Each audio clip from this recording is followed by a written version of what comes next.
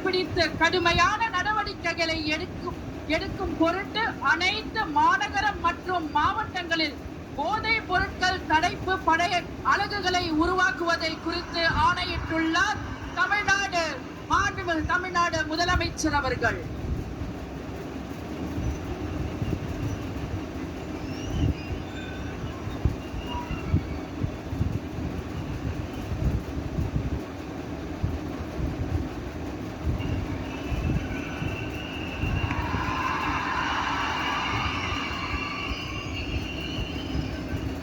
We welcome the Honorable Chief Minister of Tamil Nadu to address the gathering.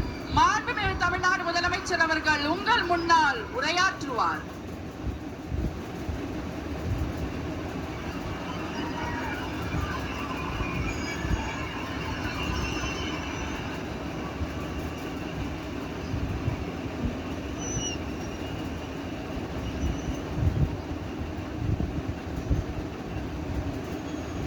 நெஞ்சில் குடியிருக்கும்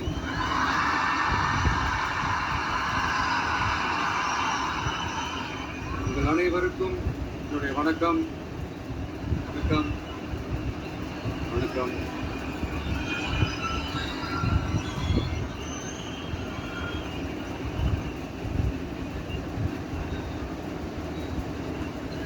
என்ன சொல்றது, எப்படி ஆரம்பிக்கிறதுன்னு தெரியல.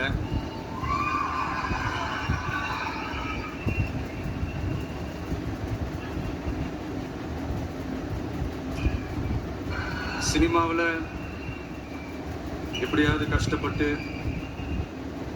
வெற்றி அடையணும்னு இருந்த ஒரு சாதாரண அசிஸ்டன்ட் டைரக்டருக்கு பிறந்த ஒரு பிள்ளையா எனக்கும் வாழ்க்கையில் வறுமைனா என்னன்னு எனக்கு நல்லாவே தெரியும், பசினா என்னன்னு எனக்கு நல்லாவே தெரியும். நான் ஒன்றும் பெரிய மன்னர் பரம்பரையிலிருந்துலாம் வந்துடல. உங்களை மாதிரி தான், உங்களில் ஒருத்த மாதிரி தான், உங்கள் குடும்பத்தில் ஒருத்த மாதிரி தான், உங்கள் புள்ள மாதிரி தான், உங்கள் மகன் மாதிரி தான், உங்கள் அண்ணன் மாதிரி தான், உங்கள் தம்பி மாதிரி தான்.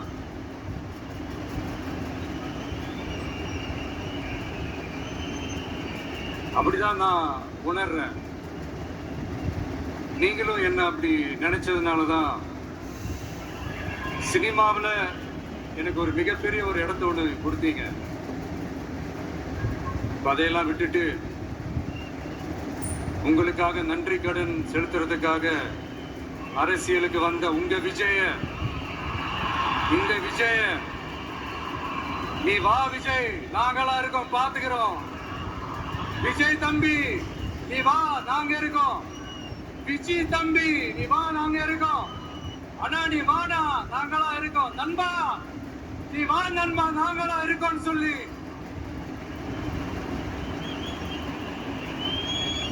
அவ்வளவு அன்பா அவ்வளவு உறவா என்ன ஏத்துக்கிட்டீங்க. இந்த நேரத்தில் இதை நான் சொல்லணும். இந்த டிராவல்ல, இந்த ப்ராசஸ்ல எனக்கு எவ்வளவோ கஷ்டங்கள், எனக்கு எவ்வளவோ அந்த அவமானப்படுத்தினதெல்லாம் ஒரு பக்கம் இருந்தாலும் எனக்காக கூட நின்ன உங்களுக்கும் அதே மாதிரி கஷ்டங்கள், அதே மாதிரி அவமானங்கள், அதையெல்லாம் நீங்க பெருசா எடுத்துக்காம, அதையெல்லாம் நீங்க பொருட்டாவே எடுத்துக்காம என்னோட வலிகளை, என்னோட வேதனைகளை உங்களோட தான் நினைச்சு என் கூடவே நின்னு இன்னைக்கு சி ஜோசப் விஜய் எனும் நான்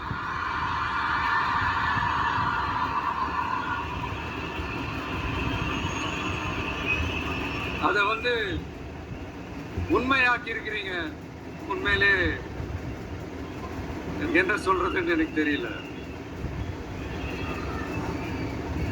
என்னுடைய உறவுகளே, என்னுடைய சொந்தங்களே, நான் ஒன்றும் தேவதூதன்லாம் கிடையாது. நானும் ஒரு இயல்பான ஒரு வாழ்க்கை வாழ்ற ஒரு சாதாரணமான மனுஷன்தான். நான் முன்னாடியே சொன்ன மாதிரி அது செய்வேன் இது செய்வேன்னு பொய்யான வாக்குறுதிகள்லாம் கொடுத்து உங்களை நான் ஏமாற்ற மாட்டேன். எது சாத்தியமோ அது மட்டும்தான் நான் செய்வேன். இம்மிடியட்டா உங்க மனசுல ஒரு கேள்வி ஒண்ணு வரலாம். அப்ப சாத்தியம் இல்லாததை செய்ய மாட்டாங்களா, செய்ய முடியாதா அப்படின்ற ஒரு கேள்வி ஒண்ணு வரலாம். இத்தனை கோடி மக்கள் என் கூட இருக்கும் போது எது வந்தாலும் பாத்துக்கலாம், என்ன வந்தாலும் பாத்துக்கலாம் அப்படின்ற அந்த கான்பிடன்ஸ் என் மனசுல இருக்கு. இன்னொரு விஷயமும் நான் இங்க சொல்லணும். இன்னைக்கு நம்ம தமிழ்நாடு கவர்மெண்ட் இருக்கிற அந்த நிலைமையை பத்தி நான் உங்ககிட்ட நான் சொல்லணும். கிட்டத்தட்ட 10 லட்சம் கோடிக்கு மேல கடன் வாங்கி வச்சுட்டு போயிருக்கிற இன்னைக்கு அந்த தமிழ்நாடு அரசு இருக்கிறப்போ, கஜானாவை சுத்தமா தொடச்சி வலிச்சு வச்சுட்டு போயிருக்கிறப்போ, தூக்க முடியாத சுமையை ஏத்தி வச்சுட்டு போயிருக்கிறப்போ,